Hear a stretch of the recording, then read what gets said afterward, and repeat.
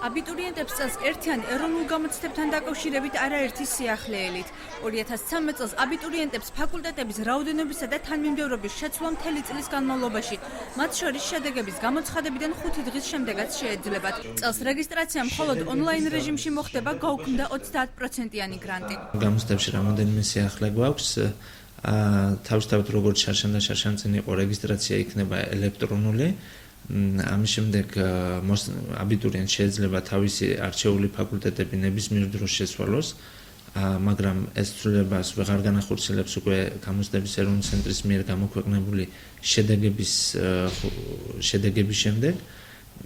ასევე შეიცვალა დაფინანსების სისტემაც, წელს იქნება სტუდენტები დაფინანსდებიან 100, 70 და 50%-იანი გრანტებით. ყველაზე მეტად რასაც მივესალმები არის ის, რომ გამოცდების მსვლელობისას ჩვენ შეგვიძლია შევცვალოთ ჩვენი არჩევანი და ასევე შეცდომებისგან ვართ დაზღვეულნი. აბიტურიენტების სიახლეებს დადებითად აფასებენ და აცხადებენ, რომ სკოლებში რეგისტრაცია დროში გაწელილი პროცესი იყო.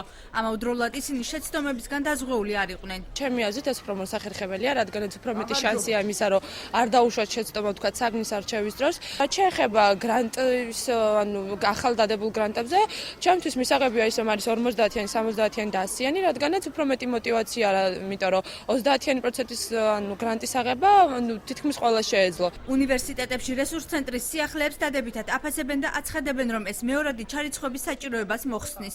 რაც შეეხება იმას, გამოიწვევს თუ არა ეს ნაკლებად პოპულარული ფაკულტეტებით დაინტერესებას, უნივერსიტეტში აცხადებენ, რომ ამას დრო გვიჩვენებს. სტუდენტისათვის ეს არის თავისუფლება და სტუდენტის სასარგებლოა, რა თქმა უნდა, აბიტურიენტისთვის სასარგებლოა ეს გადაწყვეტილი, მაგრამ ეს როგორ აისახება უნივერსიტეტებზე და განსაკუთრებით თქვათ პირდაპირ ისეთ სპეციალობაზე, რომლებიც დღეს არაპრესტიჟირებული, უფრო სწორად რო თქვათ, არამოთხოვნადია, ამას ალბათ გვაჩვენებს სწორედ 2013 წლის გამოცდების შედეგები. წელს პირველად სახელმწიფო იმ სტუდენტებს, რომლებიც ნაკლებად პოპულარულ 14 სპეციალობაზე ჩაირიცხებიან, ბაკალავრიატში სწავლის საფასურს სრულად დაუფარავს.